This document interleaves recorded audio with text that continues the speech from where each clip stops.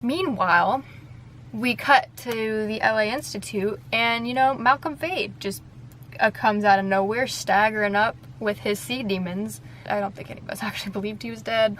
And he's still going on about how he needs Blackthorn blood so he can raise Annabelle. And I totally knew Arthur was going to sacrifice himself. There were like little lines here and there, and it was just like, oh no, don't do it.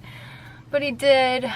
And we see that when we cut back to Fairy and the Seelie Queen wakes Julian up. She shows him Malcolm. So Julian, you know, watches Malcolm murder Arthur to raise Annabelle. And then Annabelle, you know, fully wakes up and everything, and she kills Malcolm. That, I was shocked. I could not believe what just happened. And then Julian was like, and I quote from page 277, "For a moment, he was terrified that he was crying, and in front of the Queen."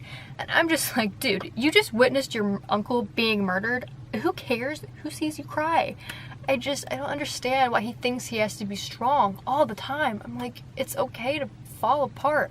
Don't go crazy because of the Parabatai curse. That's different. Anyway, they sort of talk about this deal where if Julian hands over the Black Book, in exchange, the Queen will tell Julian how to break the Parabatai bond. And then later, when everybody else is there, they talk about ending the cold peace and getting Helen returned from Wrangel Island. And I'm like, okay, it sounds good in theory, but I'm like, this is the Seelie Queen we're talking about, okay?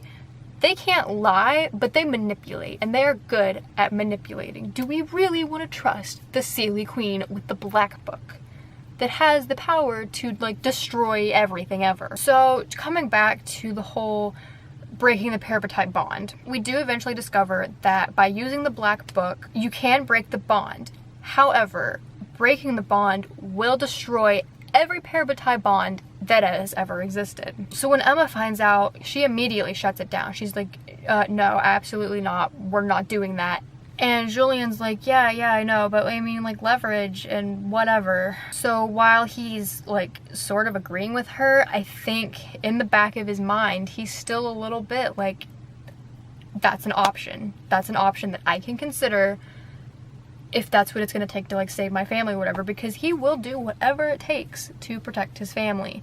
But, I mean, it's not okay to break all of those bonds, because it's this huge thing to be somebody's Parabatai, and you're going to take that away from everybody ever. It's not right. But now I want to talk about the actual concept of breaking the bond. Before Lord of Shadows, everyone was talking about how, you know, they needed to break the bond, and, like, how are they going to break the bond? It needs to happen. But I feel like people don't really remember why they became Parabatai in the first place. At the end of City of Heavenly Fire, the Clave wanted to send Julian and his siblings back to the LA Institute, and they wanted to keep Emma and Idris and send her to the Shadowhunter Academy. And they became Parabatai because they didn't want to be separated. I mean, like, there were other reasons. You know, Emma wanted to be able to go back to LA so she could, like, figure out what happened to her parents, and you know, they wanted to be bonded to each other, but, you know, they didn't want to be separated, and that was the initial fueling of them becoming Parabatai. So if that bond breaks, there is a possibility that they're going to be separated anyway. You know, if the Clave wants to send them both to two different places, you know, what are they going to do about it? They can't play the Parabatai card and be like, oh, you can't separate us, we're Parabatai. They don't have that option anymore. I mean, I don't know, this might not be much of a problem for them anymore, since they were 12 5 years ago, so the Clave maybe just did it like that because of how young they were. You know, I don't really know. And it's just, this whole situation might not be important at all anymore. I just kind of wanted to mention it because it's something that I've always kind of kept in the back of my mind. But honestly, I just don't really want them to break the bond. I want them to find another way to defeat the curse, because I love their Parabatai bond and I don't want them to have to destroy it. Though I do have some theories regarding the bond and breaking the bond, which will be in my theories video. Then we have this whole, like, sort of love triangle thing going on with Mark, Christina, and Kieran in, like, all different directions. Honestly, I'm not sure where everybody in that triangle stands with each other. It's a mess right now. Alright, so coming back to Livy, Ty, and Kit. When they're all in London, the three of them go to Blackthorn Manor, And that's when they find that crystal memory holder thing that like kind of reminded me of the Pensieve in Harry Potter. But it's got like scenes of like Annabelle being tortured by the Clave. On their way back from that, they go to a shadow market. And there's this woman that talks to them, and the topic of Kit's mother comes up. And there was this line about how it seemed like she knew something that Kit didn't. And so I'm kind of curious, like, does she know who his mother is? We don't know anything about Kit's mom. And then this might be more far-fetched, but like, is she his mom? You know, his dad was involved in the shadow market, so is his mom involved in the shadow market too? We don't know. We know nothing about Kit's mother, and I feel like that's definitely going to come into play. So while all that's going on with them, Emma and Julian are off by themselves, and they're at the cottage that used to be Malcolm and Annabelle's. So Annabelle shows up and talks to Julian for a little bit, and basically is like, stop looking for me. But you know, do they listen? No. And they go to that church, and they fight the demon, and they got that whole note or whatever. Oh, about, like, other things that came out of the Black Book, which I'm just like, what else came out of the Black Book? I feel like that's gonna come into play later on. But then they burn it down. They burn the stone building to the ground, you know, with their heightened Parabatai runes. And, you know, and that's how Emma knew that Julian was still in love with her. So then we meet Jaime, I think that's how it's pronounced. I know a lot of people pronounce it Jamie, but I think it's pronounced Jaime. That still could be wrong, I don't know. I actually really enjoyed these scenes with him because we also got to see more Drew. Like, she was a lot more involved in this book, and I really liked that. You know, I like how he was just kind of hanging out in her room and, like, literally no one else knew he was there. But he's, like, on some kind of secret mission that he can't really talk about.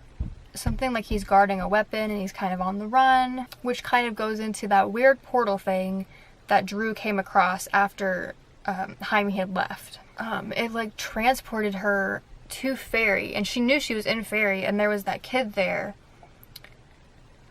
That kid with white blonde hair and green eyes. And, you know, I'm just like, interesting. Would that happen to be Sebastian's child? Because, you know, like I said earlier, is this child the weapon that Clary and Jace are looking for? You know, if Jaime's on the run with a weapon, is this the weapon? Is Sebastian's child the weapon?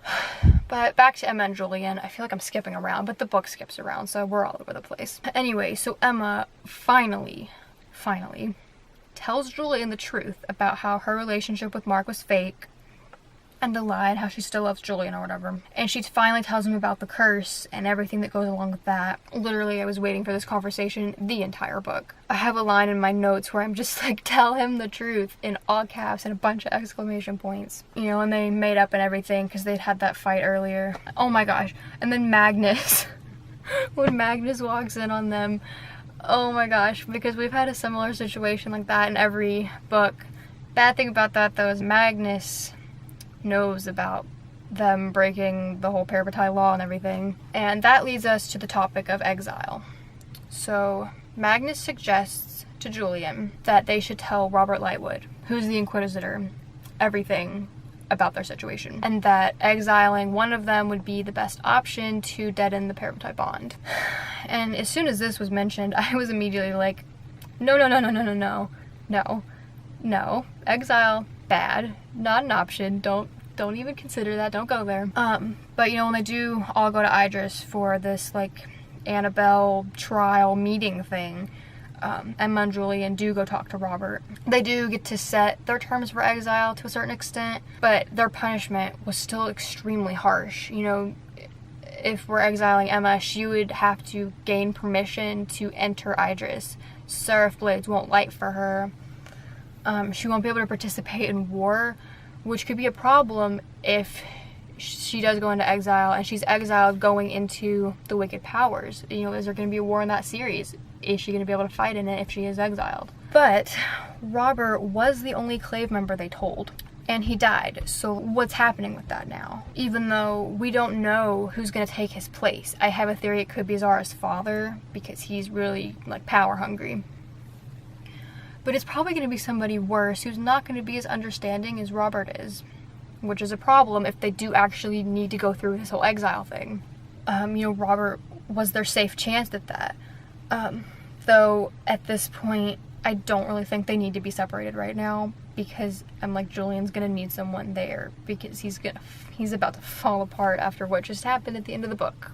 So they have this whole Clave meeting thing, and they bring Annabelle in to like testify and explain that she was actually the one that killed Malcolm, not Zara, because, you know, Zara was taking fake credit or whatever for things that she didn't actually do. And they make her use the mortal sword and everything, and it just, everything blows up after that. You know, Annabelle's screaming like, get back, and she stabs and kills Robert, which, I mean, I never really liked him that much, but it was just nice that Alec and Izzy were finally having like a stable relationship with their father.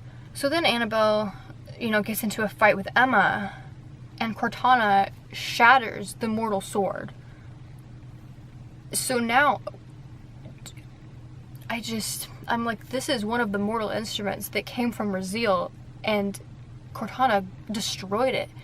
And so I know Cortana, like, absorbs things. Did it absorb the power of the mortal sword?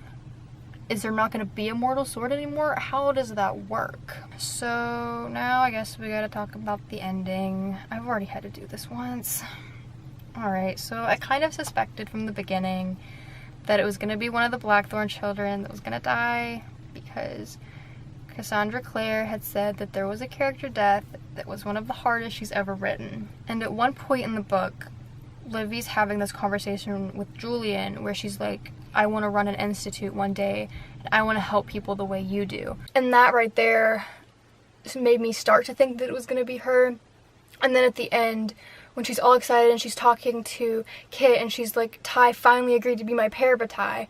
When she said that, I just knew, I felt it, I knew it was going to be her. I mean, of course, that didn't make it hurt any less when it actually happened. So Annabelle stabs Livy, and, you know, I was still shocked and like hysterically crying. And it was so heartbreaking to have to read everyone's reactions, especially Julian's. He's holding her and telling her it's gonna be okay, and she just needs to open her eyes and look at him. I don't know what he's gonna do now. You know, his whole life has been centered around taking care of these children, and I just feel like he's really gonna go off the deep end now and probably speed up this whole parabatai curse. And then what about Ty? You know, Livy was his twin. You know, they were like this their whole lives, and it's just so devastating. The whole situation is just so devastating. So finally, I want to mention some other things that I haven't already discussed. First of all, I love the little references to Will and Jem throughout the book. It wasn't really anything big, just little things here and there, and I was just like, oh, Will and Jem.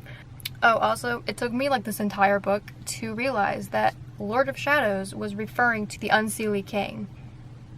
I didn't pick that up until like the end. Oh, and then Helen and Mark got reunited, and that was really great. Hopefully she'll be able to come home now.